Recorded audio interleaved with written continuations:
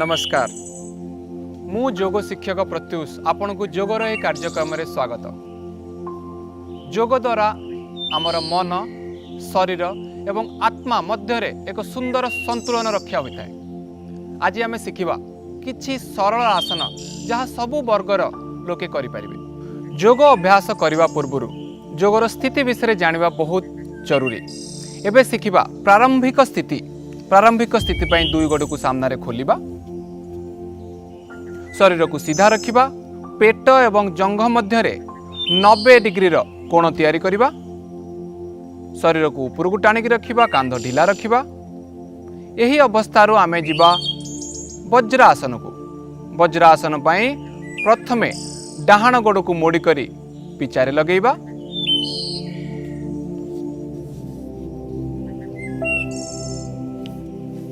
एबे धीरे करी बाम गोड़ को मध्य मोड़ी करी पिचारे लगेइबा। आपण चाहिए दुई गोड़ को एक सांगरे मध्य मोड़ी पारिबे। मु देखौछि केमिति आपण मोड़िबे। दुई गोड़ को सपोज बाम पटे मोड़िली मु एवं दुई गोड़ ऊपर बसी पड़िली। शरीर को संपूर्ण सीधा रखिबा, कांध को ढिला रखिबा, एक लंबा एवं गभीर निश्वास नेबा, निश्वास छाड़िबा, मन एवं शरीर को शांत करिबा, पूरा ध्यान निश्वास प्रश्वास उपरे रखिबा।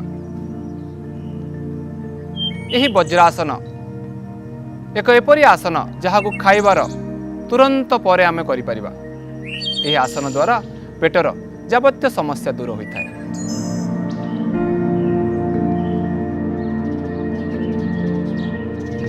यही आसनटी द्वारा पेटरे रक्तर संचालन बढ़ी थाए, जद्वारा कि खाद्य शीघ्र हजम होगा संगे संगे पेट समस्त समस्या जेपरिक वायुजनित समस्या, खाद्य हजम न होबार समस्या, एसिडिटी, गैस यही सब प्रोब्लेम एथरू आमे मुक्ति पाई था। यही आसनटी आमे 5 मिनट रु आरंभ करी 1 घंटा पर्यंत मध्य करि परिबा। यह एक आरामदायक आसन। यह आसन रे प्रथमे बसिबा समय सामान्य कष्ट हो पारे। जदि आसन रे बसिबा समय 5 मिनट भितर कष्ट होची ताहले आमे दुई गोड़ को सामने काढ़ी करी दुई गोड़ को ऊपर तल करी झाड़ी परिबा, लेफ्ट राइट मध्य करि परिबा। प्रथमे ऊपर तल को झाड़िबा, एबे बाम डाहाण करी गोड़ को झाड़िबा। यह एक बहुत आरामदायक अभ्यास।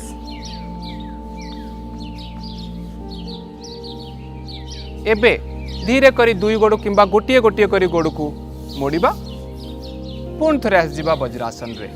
धीरे धीरे करी यही अभ्यास रे बसिबार समय को बढ़िबा।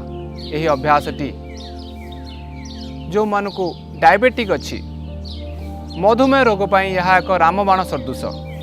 यही अभ्यास रे खाद्य भल हजम होगा संगे संगे शरीर रे ग्लूकोज रो संतुलन रक्षा होता है। यही अभ्यास द्वारा पैनक्रिया उपरे भल प्रभाव पड़ी था। जो माने मधुमेह रोग रे आक्रांत से मानक पाई यह एक सुंदर अभ्यास।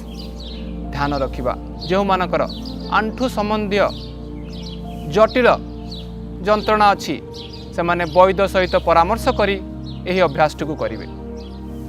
जेहेतु यही अभ्यास रे में आंठू को भांगी करी रखुचे, तेणु यही अभ्यास रे जदि आंठू संबंधी बहु जंत्रणा होता है ताहले ध्यान रखिबा, कौनसी वैद्य किंबा अभिज्ञ योग परामर्श कोठारो परामर्श नहीं यही अभ्यास को करिबा।